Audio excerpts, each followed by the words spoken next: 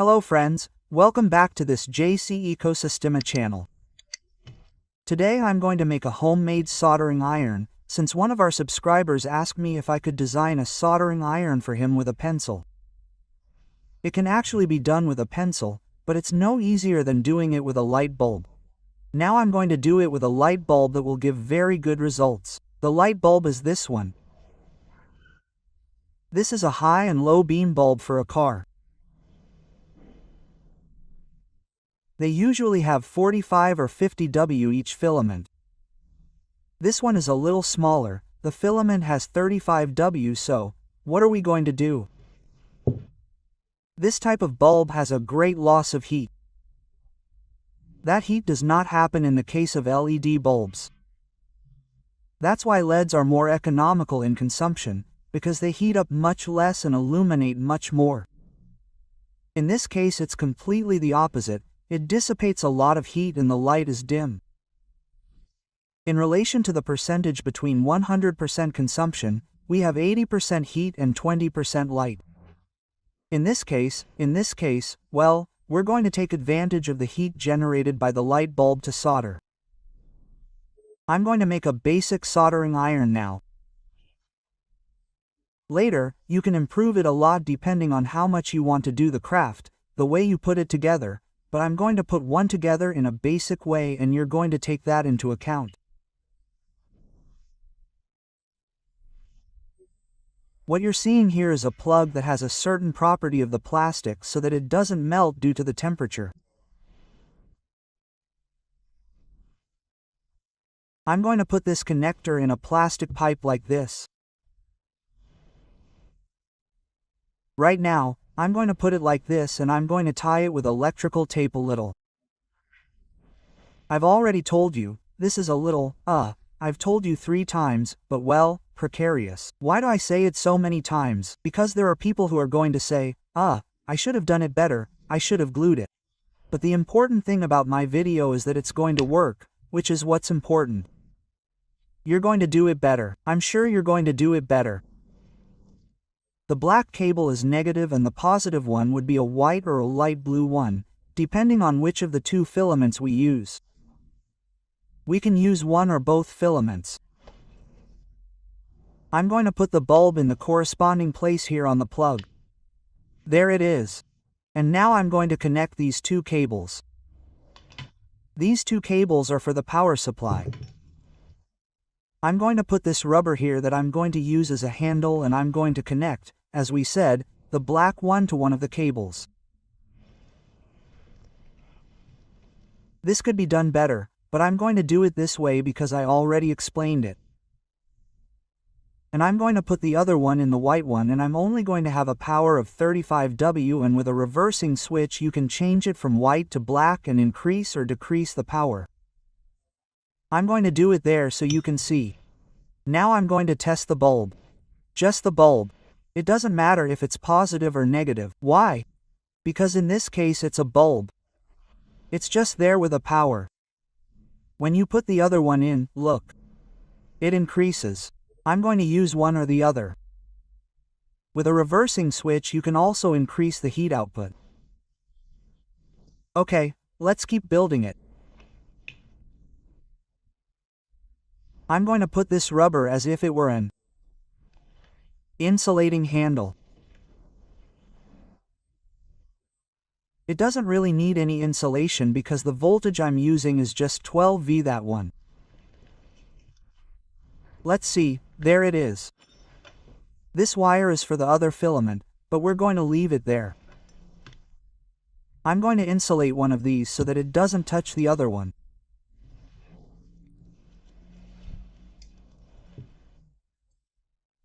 I'm going to insulate it and at the same time I'm going to adhere it to the pipe altogether.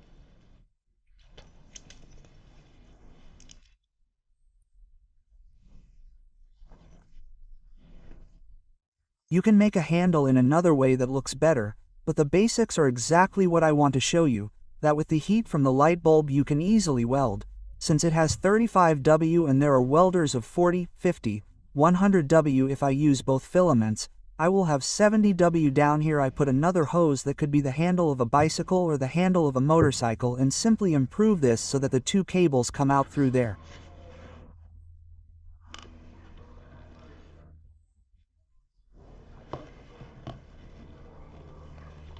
Okay, I'm not going to mess around too much. There I have the light bulb. I'm going to turn it back on. Perfect. This is the welder.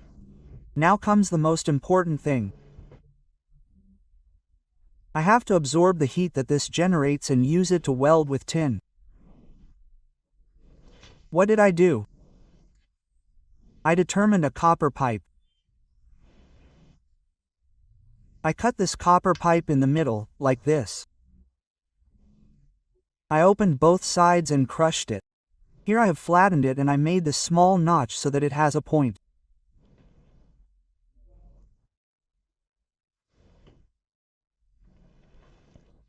In this case, the bulb is going to heat up. It is going to transmit the heat to the copper to the tip, and I plan to solder with the tip. Well, in this case, so that it looks good, I did this job.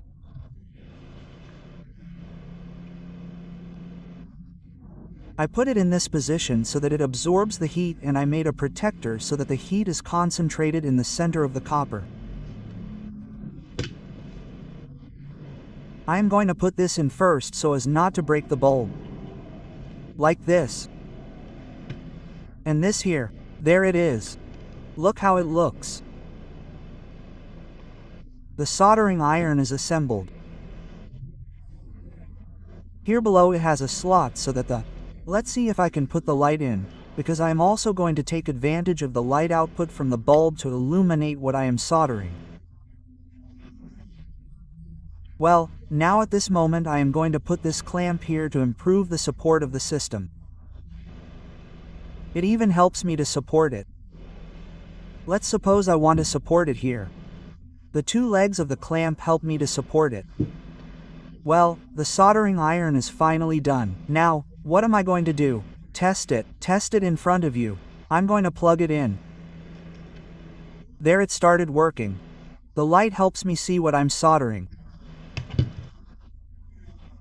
Look, in this case I can see where I'm soldering, and this should heat up to a temperature of 360 grams, which is what's needed to approximately melt the tin. You have to wait, just like any soldering iron, a couple of minutes, and at that moment it will start to solder. Approximately 1 or 2 minutes have passed and it's very hot. I'm going to show it with a solder stick on the tip. There it is melting. Let's film it well in front of the camera so you can see how easily the tin melts. Look how quickly it melts. Look, a drop is about to fall, and I'm going to remove it so it doesn't fall on the upholstery here.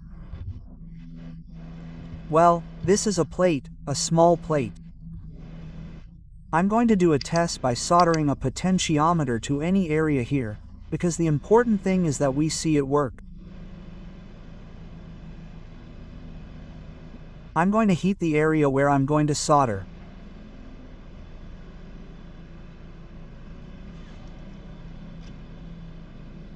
There it is.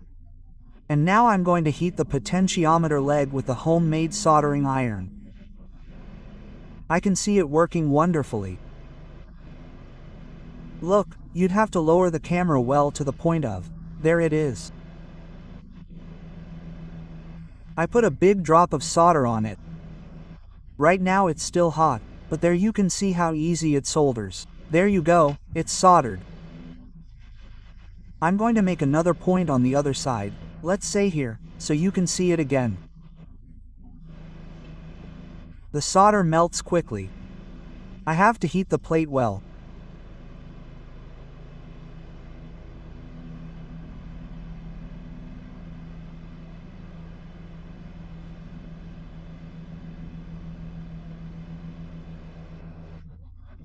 It's hard to heat the bottom of the base, but it's not because of a lack of temperature on the damn thing, but because these plates come with an anti-humidity varnish. I have to burn the bar and then the solder will adhere. But there you can see the optimum temperature for this system. There I'm going to heat it as much as I can. So, Bad Banry, look, there he did it. He made a pretty big button. Friends, here you have a soldering iron made with a light bulb so that anyone who wants to make soldering iron can do so. You can even use it with solar energy because you can turn on a light bulb with solar energy and you don't need watts for a small board. You can even make the tip smaller and make it round. You can see that, well, the soldering iron works perfectly. You can do it. If you like the video, give it a like, comment on it and make a soldering iron yourself.